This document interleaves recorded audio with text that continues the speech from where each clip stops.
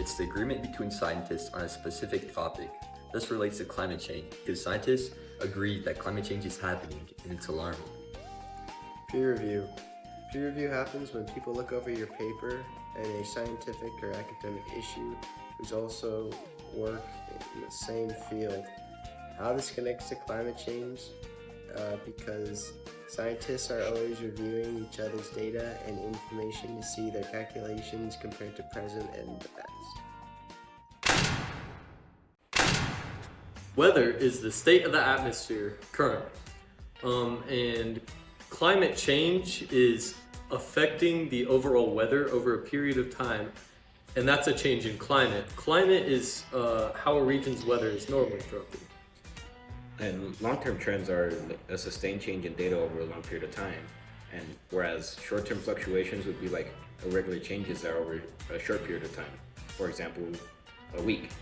This could connect to climate change because climate change is more of a long-term trend, but how it affects the weather is more of a short-term fluctuation. Earth systems. Earth systems are the interaction between physical, chemical, and biological processes that shape our Earth. Like, for example, the atmosphere, the hydrosphere, and the other spheres. This connects to climate change because climate change is affecting all of the Earth systems. So, evidence that climate change is occurring in the world. Just within the last 100 years, since the mid-1900s, we have witnessed the temperature increase rapidly due to carbon dioxide emissions. Since the late 1800s, the global temperature has increased about 1 degree Celsius, 2 degrees Fahrenheit. Much of the heat, gases, and chemicals that have been released is being absorbed into the oceans, as around 90% of the Earth's extra energy is absorbed into oceans. Since 1969, the top 100 meters of the oceans around the world has increased by 0.67 degrees Fahrenheit. The sea level has also increased in the last 100 years, increasing by 8 whole inches, which the rate has nearly doubled from the rest of the century in the last 2 decades, with each year accelerating in its rate. Migration patterns of animals such as birds, which are migrating earlier, and migration patterns are also changing, as well as many marine species like lobsters migrating north. The biggest piece of evidence is the rapid rate that the ice caps and glaciers have been melting, with millions of tons melting off of Earth every year. Evidence as to how humans are affecting climate change. Human activities like burning of fossil fuels contribute to global warming by releasing greenhouse gases such as carbon dioxide into the atmosphere, disrupting the natural balance and accelerating warming compared to natural climate cycles.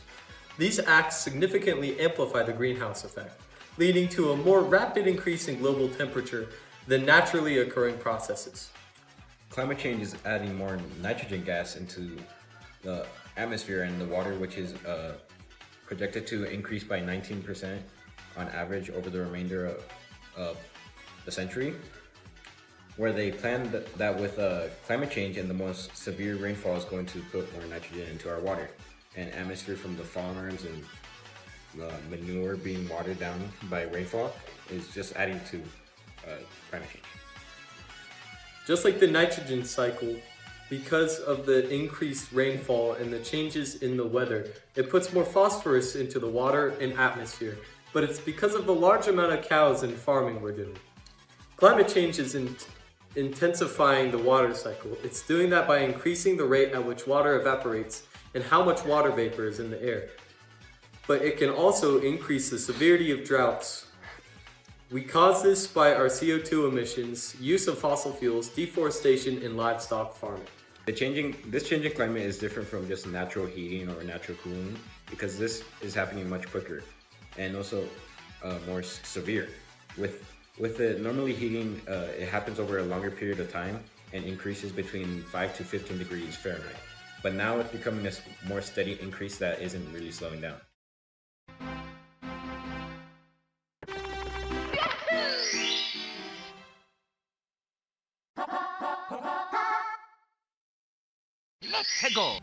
Greenhouse effect. When greenhouse gases get trapped in the atmosphere, causing the Earth to heat up by absorbing and reflecting the heat back at the Earth. The average surface temperature has increased by almost 2 degrees since the 19th century. The ocean has increased in average temperature by 0.67 degrees since 1969.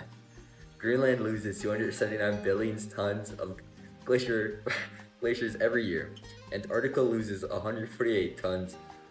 On other planets, their greenhouse gases vary significantly. Where on Earth it's under 1%, but on Venus its greenhouse gases is at 96%, trapping the already hot energy from being so close to the sun and reflecting it back on the planet, making it even hotter. Ocean acidification. The absorption of carbon dioxide into the ocean, causing the pH levels to go down, making the water more acidic by producing carbonic acid. Scientists measure the pH level of the ocean water periodically. The ocean plays an important role in our world. It produces a lot of oxygen, plus it absorbs our greenhouse gases. It absorbs 30% of our CO2. The ocean acidity is now 30% higher than it was in the Industrial Revolution. It went from 8.2 to 8.1.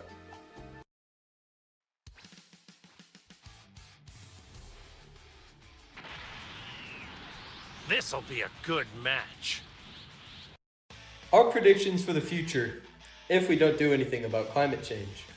We are going to have increased tides, and there's not going to be any more ice in Antarctica. Our natural disasters will also be more severe, with longer lasting droughts and heavier rainfall. These things will happen because with the increase in temperature from the atmosphere, the water vapor will evaporate quicker, and there will be more water vapor in the air. Plus, the Earth will keep heating up more and more while the ocean becomes more and more acidic, from absorbing our greenhouse gases, which will most likely kill all the fish.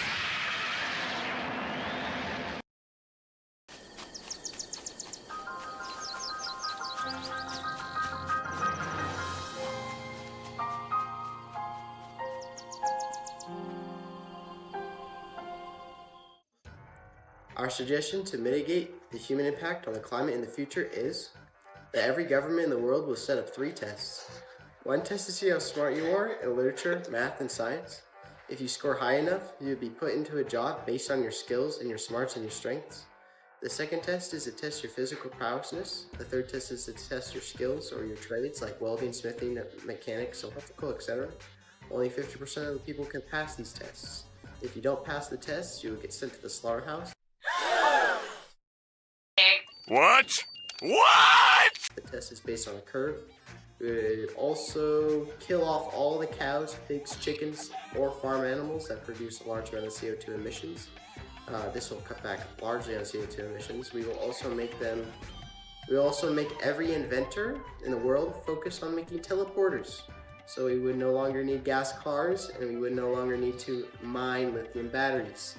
This would cut down on nearly 70% of all the worldwide emissions of CO2 and other greenhouse gases, saving the earth and atmosphere. And as we convert ranches into farms and plant trees and plants to combat the emissions, the temperatures will slowly but surely go down. And that is how we save the future.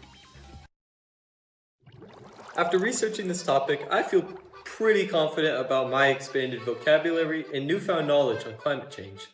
The most interesting thing that I learned during my research is ocean acidification.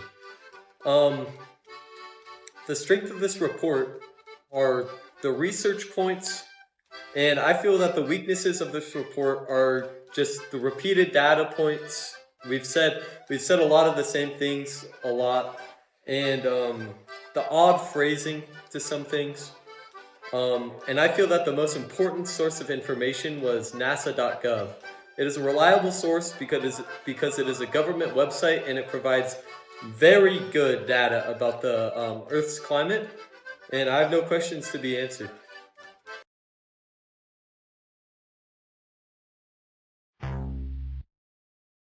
This is my conclusion. And after finishing the research on climate change, I'd say I feel pretty good about this topic, and that there was quite a few things that I found interesting throughout doing this research that I hadn't really known before.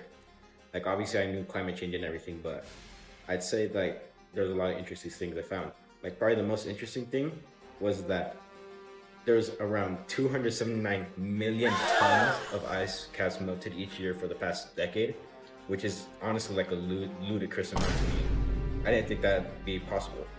But I also found the prediction for future carbon emissions on Earth to be fascinating as well, as it's predicted that the carbon emissions will skyrocket like astronomically. And I find that this research portion was done pretty well, and that we we have like all the important information and the points on the topic. Though it is, for our weakness, I'd say it's a little bit disorganized, but the most important source where we got our information was probably climate.gov, as it was sourced for like almost half of our information and provided much of the information that was more difficult to find through our sources. And I also would say that this was actually a pretty entertaining topic to learn about, and to learn about a lot of the data, like how our surface temperatures had increased and also the ocean temperatures increased at the same time. Oh, good job, Austin.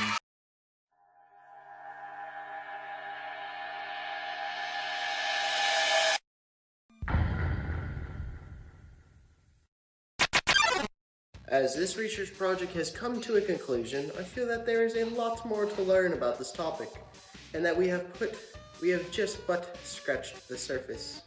I did enjoy learning about the three cycles, the phosphorus cycle, the water cycle, and the nitrogen cycle, and coming to understand that the absorption of carbon dioxide into the ocean causes the pH levels to go down.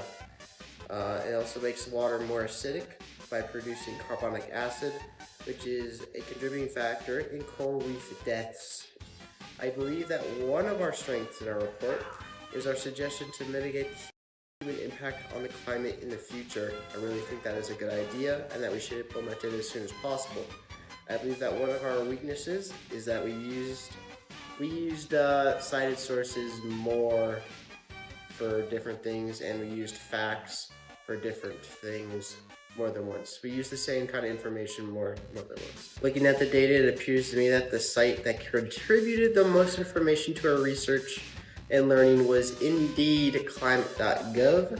I would also like to know if the damage done to the climate is permanent, or how long it will take for our planet to return back to normal without climate change. My conclusion. Doing this research on climate change has made me realize how much a problem climate change actually is. I knew about it before, but I didn't know how much it was going to actually affect our environment, like ocean acidification. I also didn't know how big a role greenhouse gases play in making the earth hotter.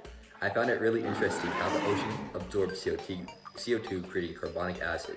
I feel like a range of data and different graphs we have are our biggest strength, but I feel like our organizations on the stock is lacking.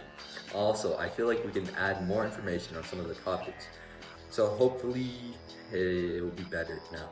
The most important source of information that helped us with our research was either nasa.gov or climate.gov. Some more questions I have is, how come we didn't realize the pollution was so serious until now? And how long will our Earth last us at this rate? Okay.